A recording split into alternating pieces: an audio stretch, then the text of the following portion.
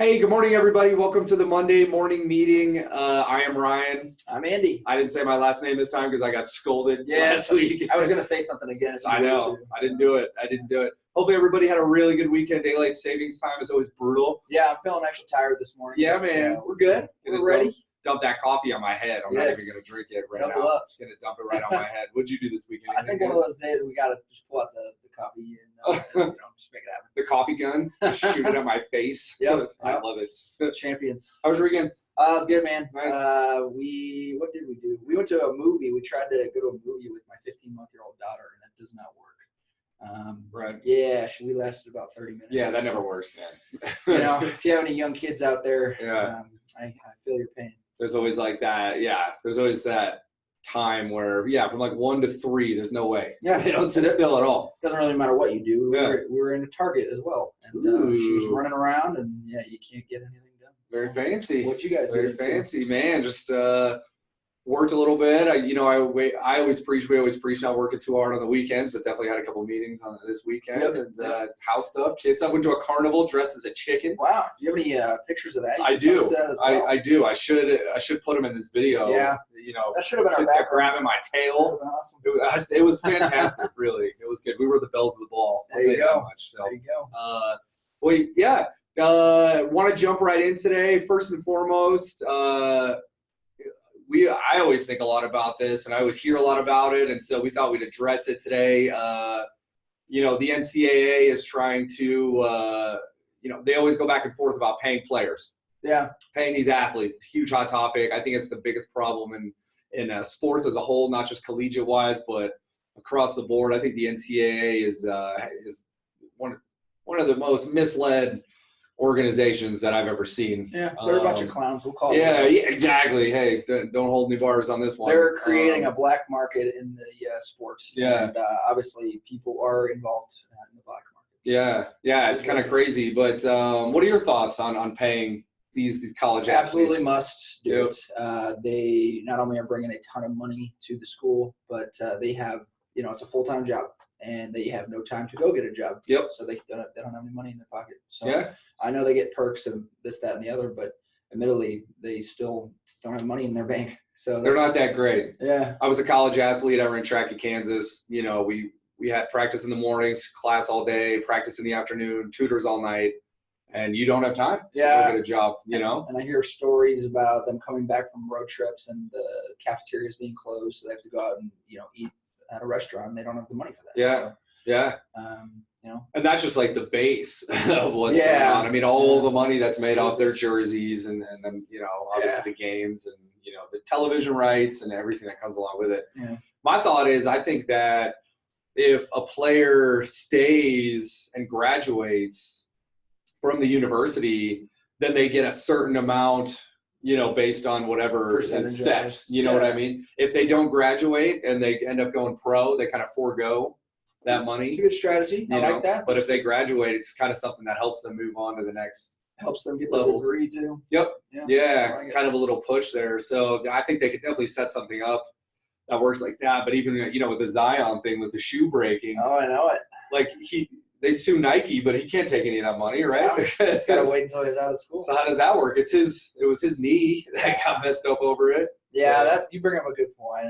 And honestly, at the end of the day, like I keep coming back to the schools making all this cash, and you gotta help out the people, the hand that feeds you. So that's where we're at. I always wonder if there's like an athlete that would, knows they're going to the league, call basketball for instance, knows they're going to go to the league, comes in one and done, gets his team to the national championship, and then refuses to play, just to prove a point. Sure. Why not? Yeah. Just to prove a point. What would that do? Yeah. That would be a bad look. Yeah, it's a kick in the teeth for sure. So I don't know. It's not my career, but at the end of the day, it's easier said than done. Interesting little mole. Yep, exactly. Well, hopefully you guys have found value in what we've been bringing to the table so far this year. Today we're going to get right in and talk about how to reinvest in your business as a salesperson. I think this is one of the biggest mistakes that seasoned salespeople make is they don't scale their business to grow. They get to a certain point success-wise and they just kind of plateau. Yeah. which is fine for some people. You know, some people are happy just doing kind of the normal by themselves. You know, they don't mind the money that they're making in the production, but a lot of salespeople want to take it to the next level, and they don't reinvest their time and their money and their energy to grow their business. Yeah, and you know, if they want to keep getting bigger and better and be that authority figure in their industry, like we always talk about, you gotta take what you make and put some back in. It's just that cycle. I always think it's funny. You can always tell the cheap salespeople, and you know who you are, just cheap. They, you know, they'll be making 15, 20 grand a month, and they think spending $500 a month on marketing, whatever that may be, is too much. It's like, what's wrong with you? Like, you know how much money you're making from that market? I've seen it way too many times, too many times. So let's talk about some things that you can do to reinvest in your business and why it makes sense. So the first one, and it'll kind of circle back to what we've spoken about in a prior meeting, it's going to be the virtual assistants. Sure. That is a huge thing that you can invest in your business. And if you read Tim Ferriss's The 4-Hour Work Week, he talks about, you know, getting off your plate a lot of the monotonous tasks that don't take any brain power, that really aren't helping your business. It's just the, you know, the nature of your business, and, you know, paying somebody else to do it. Yeah. So they're capable, and they have if you have that resource, might as well dive in and have that ability. You know what I mean? Yeah. So alleviating some of your times, because you have a skill set and you want to do that to the max ability. Someone else can handle the stuff that, like you said, you know, is brains. So those virtual assistants are really something that you should look into if you've hit that plateau as a salesperson. Again, to cut out a lot of the monotonous tasks that could be done outside of your scope and done kind of on your behalf. So that's going to be the first thing that you're going to want to invest your money in, and it's actually super reasonable, as we mentioned on our prior meeting. Hit us up. I know Sean was talking about, Sean Mulhern, when he came on, was talking about how he uses the virtual assistants. And it really is a neat tool to free up your time. Yeah, and I know business owners that use it pretty heavily in their customer service piece, because they're really good at that. And if you show them the path on your strategy, they're going to get really good at that for you. Yep. I know a couple in the insurance industry that are doing that as well. So see what that would look like for you. Do some research, like Ryan's saying. Hit us up if you want some suggestion. Yep. So the second thing that we want to see when you're reinvesting into your business is going to be your social media and digital marketing. You know, we've talked about this quite a bit. We're very big on digital marketing and social media specifically, but getting someone who can run your LinkedIn, build your posts, you know, build your following on both Instagram and LinkedIn and Facebook. Maybe you're doing retargeting ads on Facebook, but whatever that social media presence looks like, you can pay somebody else to do all of that. So you can give them some content and they can build your posts around that. You know, a recommendation I always got is you want to be in your posts, so your face. Yeah. So that's really important to make yourself recognizable. Yeah, help build that brand. And I hear, you know, half the time whenever I talk social media, half the time people are saying, I'm not good at it. I don't know what I'm doing.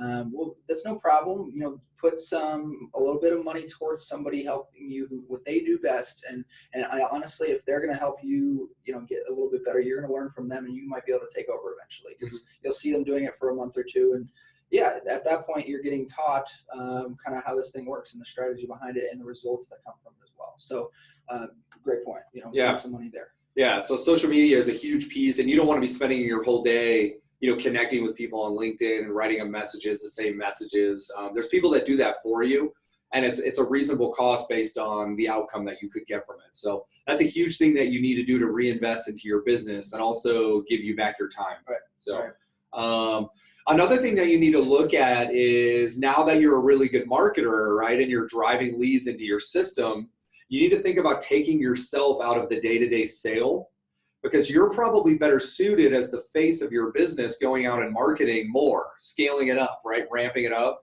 Now I know how to get leads from my referral partners, whatever that looks like. Now I'm going to hire someone, maybe an assistant or, you know, a junior agent, whatever it may be, whatever industry you're in, to kind of handle the day-to-day sales process with your clients.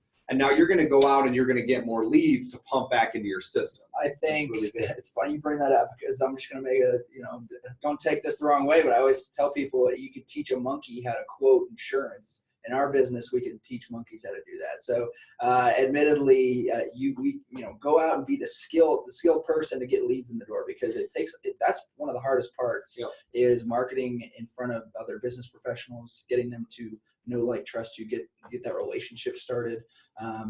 So anyone can be the one quoting, specifically in our industry, that insurance policy, but in any other business, that want to actually be in the system and data entry and getting that, whatever it is, to get that rate pulled up. But admittedly, the hardest part of any sort of business is to get that lead in the door. So, be the one who's skilled in that. Building your brand, outgrowing your brand. It's nice once you get a little swagger with your marketing and you start developing some referral partners, you see how easy it can be. Yeah. And it's easy to grow from there once you have that foundation of referral partners. It's easy to kind of grow it based on your name and what you provide, having your team back at your office, kind of handling all the day-to-day with the clients. And of course, you're the overlay. You'll always jump on the phone with the client, but that's not your main focus now. Your main focus is to go get more leads. And then maybe you hire 2 people after a while, and then 3, and then it takes you completely out of the sale. And again, you're doing the stuff that you like to do, which is more the marketing, the social stuff that drives business in the door. Yeah, so, well said. Those are some easy things that you can do to reinvest into your business that will bring higher end results, and will also allocate more of your time, which is even probably more important than the money aspect, to make sure that you're utilizing your time effectively to grow your business. So if you have the capacity, if you're a rookie or you're just new to the business, wherever you are in your industry, open a business credit card, spend a little bit to make a little bit, and treat it as a savings account. Just take 10% of everything and just roll it right back in. Again, however that looks for you, choose one of these strategies and go for it. Don't be cheap in your business. Yeah. You know who you are if you're cheap in your business, man. I thought you were going to throw a metal business card playing. I could, yeah. You don't not spend money on your business. It's worth the investment if you believe in yourself. And if you don't believe in yourself, then don't waste your money. But I think that's a pretty safe bet if you're doing well in your industry and you want to grow your business. And if you're going to be stagnant, and not spend money, then that's a choice. And we want to continue growing and getting better. And people that are listening are obviously wanting to be that as well. So let's all go for it and spend some money to make some money. Yep. My old boss used to say casualness creates casualties. There it is. That's what he used to say every Monday. We always have to find a hashtag. We don't like casualness. We always find a hashtag for the week. Yeah, buddy, there it is. I'm glad I could provide that for this week. Well, that's all we have for today. Got to keep it a little bit shorter. We want you to get on with your week, daylight savings time, pound that coffee, make sure that you're up and running, motivated, ready to rock and roll. No procrastination this week. Make sure that you're doing the things that you need to do to advance your business. Make sure that you're bringing clients in the door, closing accounts, moving forward. And of course, if you need anything from us, reach out, comment on the post, reach out to us, direct message. Yeah. Anything else? Springtime's around the corner. Get some higher energy going. Get that sunlight. Yeah, buddy. Looking forward to it. But in all seriousness, I mean, like you keep saying, Q1 is coming to a close. Yep. So hope you guys are on a roll, and let's keep it moving. Yep. Good luck with your week. Hope you have a successful one, and we will see you next Monday. Thanks, See you guys.